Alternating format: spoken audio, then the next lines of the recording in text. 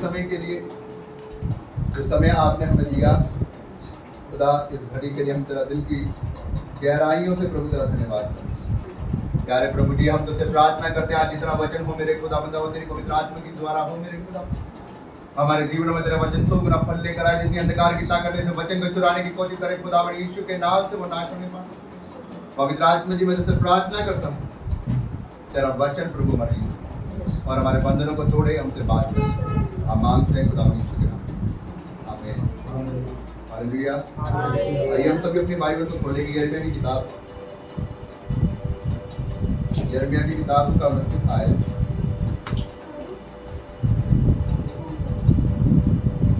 यिर्मयाह उसका 29 11 आयत।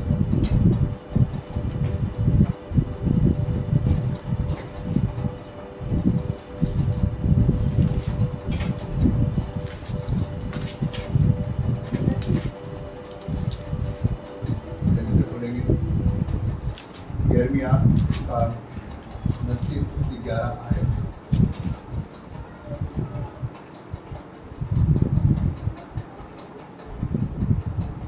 इसमें छोटी ऊंची बात से पढ़ दे। क्योंकि यहोवा को यह वाणी है कि जो कल्पनाएं मैं तुम्हारे विषय में करता हूँ उन्हें मैं जानता हूँ, वे हानि की नहीं वरन कुशल की हैं, और अंत में तुम्हारी आशा पूरी करूंगा। Hallelujah, hallelujah, hallelujah. हालेलुया। क्या कह रहा परमेश्वर का वचन? परमेश्वर का वचन यहाँ पर इस प्रकार से कह रहा है, लिखा है कि क्योंकि यहोवा की यह वाणी है कि जो कल्पनाएं मैंने तुम्हारे विषय में की है वो हानि की नहीं परंतु कुशल की है, कुशल की है, लाभ की, और कुशल की है, लाभ की है, और अंत में मैं तुम्हारी आशा को क्या करूंगा? कौन सी आशा? पैसे कमाने की आशा, धन दौलत की आशा, बड़े घर की आशा, एक अच्छी सरकारी नौकरी पाने की आशा। कौन सी आशा को कह रहा है परमेश्वर? अंत में मैं तुम्हारी आशा को पूरा करूंगा। हमारे स्वर्ग के राज्य में जाने की, उसके साथ जाने की आशा को वो पूरी करेगा। Hallelujah, hallelujah. मेरे भाइयों बहनों, मैं आपको बताना चाहता हूं कि अगर हम अपने जीवन में किसी प्रकार की आशीषों को लेना चाहते हैं तो हमें कुछ रूलों को फॉलो करना है। जैसे कि मान लीजिए, अगर मान लो हमें कनाडा जाना है या हमें यूके जाना है, तो हमें कनाडा या यूके जाकर वहां के रूलों को हमें अपने जिंदगी में लेना पड़ेगा। वहां पर जाकर हमें पहले रहना पड़ेगा, वहां के रूलों को फॉलो करना पड़ेगा, वहां की गवर्नमेंट के जितने भी रूल हैं उसको अपनी जिंदगी में लेना पड़ेगा, और वहां के सदस्य बनना पड़ेगा। तब जाके जो वहां की जो फैसिलिटी है, जो भी वहां के जो ब्लेसिंग है, वो हमारे जीवन के अंदर कार्य करती है। वहां के जो भी मतलब फायदे हैं वो हमारे जीवन में तभी काम करेंगे। हालेलुया, समझ चुके आप? उसी प्रकार से परमेश्वर का वचन कहता है, अगर तुम्हें मुझसे आशीषों को लेना है तो तुम्हें मेरे रूल के अनुसार चलना पड़ेगा। Hallelujah, hallelujah. अगर हम खुदावन की आशीषों को, बरकतों को अपने जीवन में, अपने परिवार में देखना चाहते हैं तो उसके कुछ रूल है, उसके कुछ नियम है, उसकी कुछ आज्ञाएं हैं। हमें उस आज्ञाओं के अनुसार, उस रूलों के अनुसार हमें अपने उन कायदे कानूनों के अनुसार चलना पड़ेगा। उसकी कुछ बाड़े हैं। जिस प्रकार से बाइबल में बताते हैं, जैसे कि मैं आपको एक उदाहरण दूं कि जैसे कि अन्य जातियों में है ना, मैं आपको कैसे बोलूं, यस, अन्य जातियों में जो सीता थी है ना, सीता के पास एक बाड़ा बांधा था और उसे कहा था कि अगर इस बाड़े से बाहर आओगे तो आपको दिक्कत हो जाएगी, यही बोला था ना। और रावण क्या है, रावण अंदर एंट्री नहीं कर पाया, लेकिन उसने क्या किया, उसको किसी छल से बाहर बुलाया। ऐसा बताया जाता है ना, ऐसे बताया जाता है उनकी रामायण। तो उसको किसी छल से बाहर बुलाकर वो उसको उठाकर ले गया, है ना। उसी प्रकार से परमेश्वर का वचन कहता है कि परमेश्वर ने हमारे जीवन में कुछ बाड़ों को लगाया है। अगर हम उस बाड़ों के अंदर रहेंगे तो हम खुदावन की आशीषों को अपने जीवन में देख सकते हैं। अगर उन आशीषों को अपने जीवन में नहीं लेना चाहते तो हम उन बाड़ों से बाहर आ सकते हैं। Hallelujah, hallelujah. परमेश्वर का वचन कहता है खुदावन का दास शाऊल राजा, उसे परमेश्वर ने कहा था, उसके खुदा के दास ने उसे कुछ हिदायत दी थी और उसे कहा था कि परमेश्वर की उस हिदायत के अनुसार चलना, उस हिदायत से बाहर मत आना।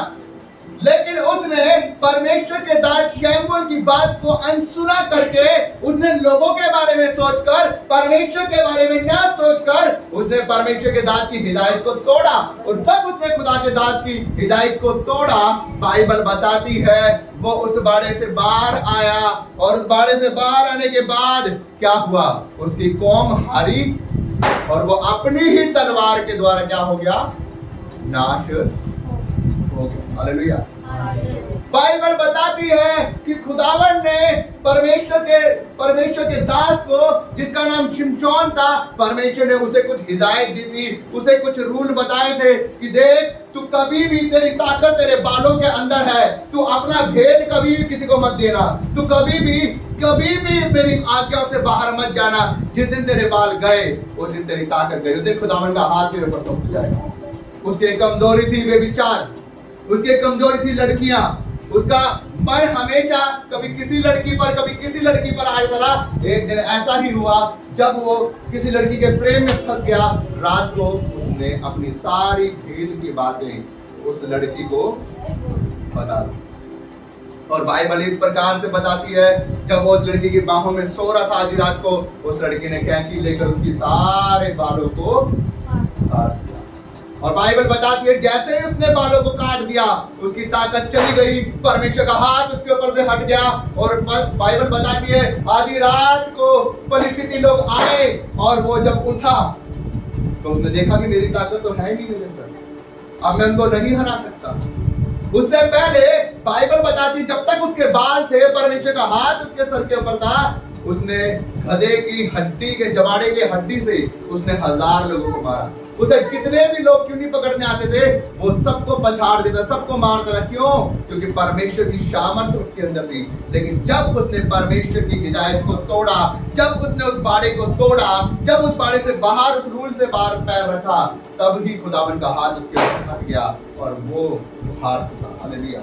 बाइबल इस प्रकार से बताती है, लोगों ने उसे पकड़ा, जब उसकी ताकत जा चुकी, उसकी आंखों को अंधा कर दिया, उसको गुलाम बना दिया, उससे चक्की पिसवाने लगे। बाइबल बताती है कि खुदा का दास दाऊद, परमेश्वर ने भेड़ बकरियों में से उठाकर उसे एक बड़ा राजा बनाया। और परमेश्वर ने कहा कि देख, हमेशा मेरे साथ तू वफादारी से चल रहा है, हमेशा चलते रहना।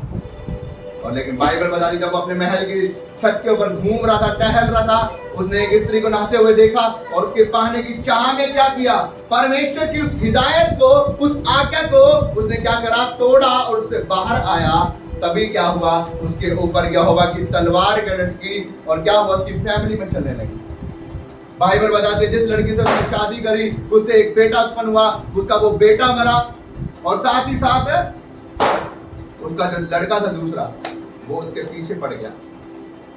बाइबल इस प्रकार से बताती वो जिस देश से भागा, जिस देश से परमेश्वर ने उसको उठाकर एक बड़ा राजा बनाया था भेड़ बकरियों के बीच में, उसी देश के अंदर, उसी जंगलों में वो पैदल नंगे पैर भाग रहा है और परमेश्वर की तलवार उसके ऊपर चल रही। उसके बाद वो परमेश्वर से दुहाई देने लगा, माफी मांगने लगा।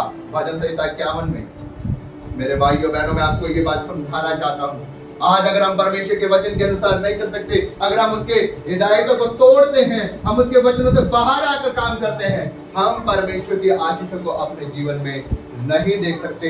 अगर हम परमेश्वर की वैल्यू को समझते हैं, अगर हम परमेश्वर के उस हिदायतों के अंदर रहते हैं, उस बाड़े के अंदर रहते हैं, तो खुदावन हमें आशीष देते हैं और हम अपनी गवाहियों के साथ वापिस आते हैं यीशु मसीह नासरी के नाम से। Hallelujah, hallelujah.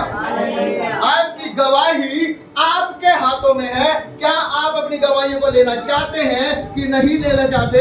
जब तक आप परमेश्वर के वचन के अनुसार चलते रहेंगे, जब तक आप उसकी हिदायतों के अनुसार चलते रहेंगे, जब तक आप बाड़े के अंदर रहेंगे, तब तक खुदावन का हाथ आप पर बना रहता है। लेकिन जब आप बाड़े से बाहर निकलते हैं, आप 100% हारते हैं। परमेश्वर का हाथ आपके ऊपर होता है।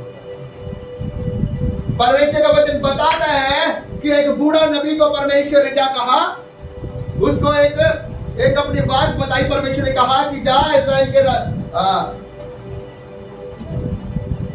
परमेश्वर ने उसे कहा कि एक राजा है और उस राजा के पास जाकर तूने मेरे सुसमाचार का प्रचार करना है और उसे तूने यह भविष्यवाणी देकर कि इस्राएल का परमेश्वर तुझे मारेगा, और तूने उससे ये बातें बोलकर तूने वापस आ जा। और तूने जब उससे ये बात बोलनी है, तूने रास्ते में ठहरना नहीं, खाना नहीं, पीना नहीं, कुछ भी नहीं करना, और तूने उस रास्ते के बजाय दूसरे रास्ते से वापस आना। लेकिन बाइबल इस प्रकार से बताती है कि वो नबी, वो जवान नबी परमेश्वर की उस हिदायत को तोड़कर, जब रास्ते में उसे एक बूढ़ा नबी मिला तो उसने उसे कहा कि आजा मेरे साथ, मेरे घर चलेंगे और खाएंगे पिएंगे, उसके बाद तो गुस्सा से अपने घर चले जाना। उसने परमेश्वर की उस हिदायत को तोड़कर, उस बात को तोड़कर उसने क्या किया, उस बूढ़े नबी के घर जाकर उसके साथ खाना खाया, पानी पिया, और उसके बाद वो अपने घर चलने लगा। मेरे भाइयों बहनों, बाइबल इस प्रकार से बताती है कि जब वो उसके घर से चलने लगा खाना पीना खा के, परमेश्वर ने तभी उसके कान में बोल दिया, तूने मेरी आज्ञा को क्यों नहीं माना, तूने मेरी बात को तुझ क्यों समझा, इसलिए अब तू निश्चय मारा डाला जाएगा। मेरे भाइयों बहनों, बाइबल इस प्रकार से बताती है कि उससे पहले परमेश्वर उसके साथ था। जब उसने राजा को जाकर वहां पर सुसमाचार सुनाया, राजा ने उसके विरुद्ध अपने सैनिकों को आज्ञा दी, इसको पकड़ लो क्योंकि इसने मेरे विरुद्ध में ऐसी ऐसी बातें करी है। इसने कहा है कि राजा तू मारा जाएगा, तू तेरे साथ में ये हो जाएगा, परमेश्वर तेरे रास्ते को तबाह कर देगा। राजा ने उसके ऊपर जैसे ही हाथ बढ़ाया, बाइबल बताती है कि उसके हाथ को लगवा मार गया, उसका हाथ टेढ़ा हो गया। लेकिन उसने कहा कि हे भविष्यद्वक्ता, तू अपने परमेश्वर से प्रार्थना कर कि मेरा हाथ ठीक हो जाए। उसने प्रार्थना करी, उसका हाथ बिल्कुल ठीक हो जाए। तब उसके साथ कौन था? परमेश्वर। लेकिन जैसे ही परमेश्वर जब उसकी रक्षा करी, लेकिन जैसे ही उसने परमेश्वर के आगे को तुच्छ समझा, परमेश्वर के आगे पर नहीं माना, परमेश्वर का हाथ उसके ऊपर से हट गया। और जब उसने बूढ़े भविष्यद्वक्ता के घर में खाया पिया, परमेश्वर ने साफ उसके कान में बोल दिया कि देख, तूने मेरी आज्ञा को नहीं माना, इसलिए अब तो क्या होगा, नीचे मारा डाला जाएगा। और बाइबल बताती है वो अभी रास्ते में जा ही रहा था अपने गधे के ऊपर, और रास्ते में एक शेर ने उसके ऊपर क्या किया, अटैक किया। अगर इंसान और जानवर अगर एक साथ हो और शेर पहले किसके ऊपर अटैक करेगा? जानवर के ऊपर करेगा, इंसान के ऊपर नहीं करेगा, क्योंकि वो उसका ज्यादा आहार होते। लेकिन उसने गधे को छोड़कर उस भविष्यद्वक्ता पर अटैक किया। क्यों किया?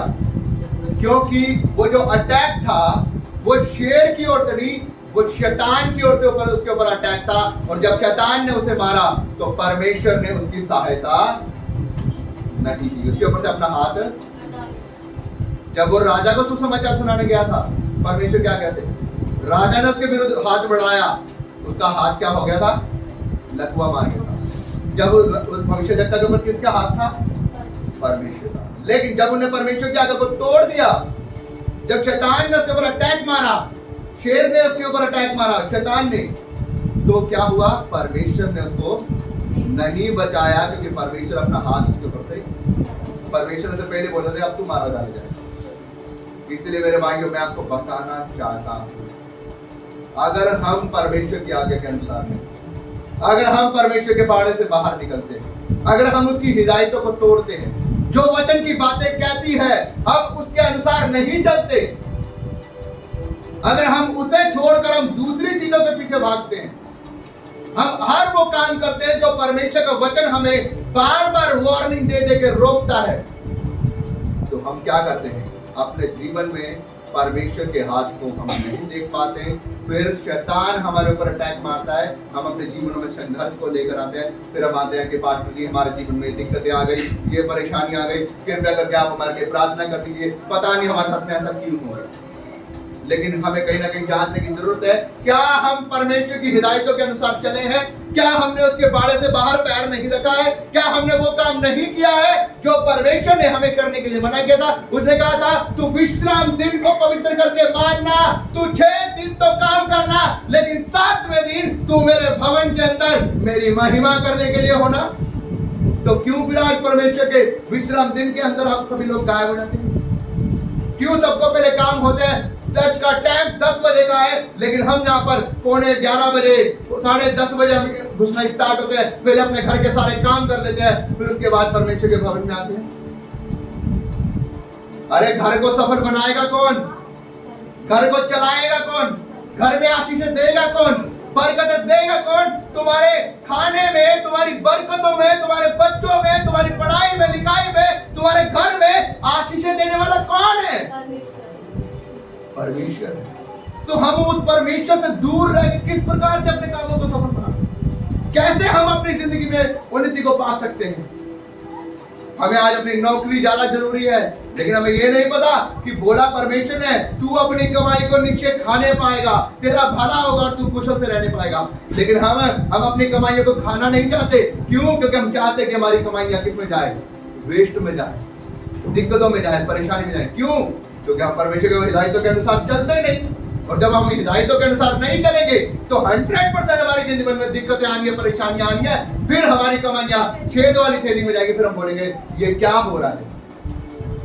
हम परमेश्वर के ऊपर उंगली उठाने के लिए हमेशा तैयार रहते हैं, लेकिन हम अपने ऊपर कभी उंगली नहीं उठाते कि मैंने ये काम गलत किया है, इसलिए इसकी ताड़ना मेरे परमेश्वर ने मिली है। लेकिन बाइबल में लिखा है धन्य है उस मनुष्य के ऊपर जिसको परमेश्वर की ओर से ताड़ना मिलती है, क्योंकि वो अपने आप को क्या कर ले? जांच ले, परख ले, क्योंकि जो ताड़ना उसे मिली है वो परमेश्वर उसे गिराने के लिए, तोड़ने के लिए नहीं, उसको सिद्ध बनाने के लिए दी है। Hallelujah, hallelujah. मेरे भाइयों बहनों, अगर हम अभी भी परमेश्वर के वचनों को नहीं समझते, अगर आज हमें अभी भी परमेश्वर की बातें कड़वी लग रही है, अगर हमें अभी भी ये लग रहा है कि खुदा के दास तो मैं ताना मार रहे हैं, ये कर रहे हैं, वो कर रहे हैं, मैं आपको ताना मारने के लिए नहीं बैठा यहाँ पर। मैं आपको कुछ बुरा बोलने के लिए, आपको श्राप देने के लिए नहीं बैठा मैं यहाँ पर। मैं आपको परमेश्वर के वचन से महरूम कराने के लिए बैठा हूँ। जिस प्रकार से प्रभु यीशु मसीह आपसे प्यार करता है, उस प्रकार से मैं भी आपसे प्यार करता हूँ। लेकिन मैं चाहता हूँ कि आप लोग सिद्ध बने, जैसे परमेश्वर ने कहा है कि अब्राहम मेरी संगति में होकर चलता जा, मेरे पीछे होकर चलता जा, मेरी आज्ञा के अनुसार होकर चलता जा, और तू क्या होता जा? सिद्ध होता जा। हालेलुया। और जैसे जैसे वो परमेश्वर के अंदर होकर चलता गया, वो सिद्ध होता गया, सिद्ध होता गया। और बाइबल में लिखा है परमेश्वर ने उसको एक धनी व्यक्ति बनाया, एक ब्लेस्ड व्यक्ति बनाया। हालेलुया। तो जब आप परमेश्वर में धर्मीजन होकर चलेंगे, तब आप परमेश्वर के साथ धर्मीजन होकर चलेंगे, त्यागों पर चलेंगे, सिद्ध होते जाएंगे, तो क्यों ना परमेश्वर आपको शिरोमणि बनाएगा। हालेलुया। परमेश्वर आपको शिरोमणि बनाएगा, लेकिन परमेश्वर चाहता है कि आप परमेश्वर की हिदायतों के अनुसार चलें, आप परमेश्वर के बाड़े के अंदर रहे, ना कि बाड़ों के बाहर। क्योंकि जब आप बाड़ों के बाहर जाएंगे, शैतान आपको 100% डर देगा। Hallelujah, hallelujah. कितने लोग मेरी बात को? मेरे भाइयों बहन, आज हमें जरूरत है परमेश्वर के अनुसार, इसलिए हम अपने मनों को परमेश्वर की ओर बनाएं, परमेश्वर के दायरे के अंदर रहे, ना कि बाहर। Hallelujah, hallelujah. तो मैं विश्वास करता हूँ कि आप इस वचन को समझते हैं और आप परमेश्वर के वचन के अनुसार, परमेश्वर आपको आशीष दे। God bless you. आइए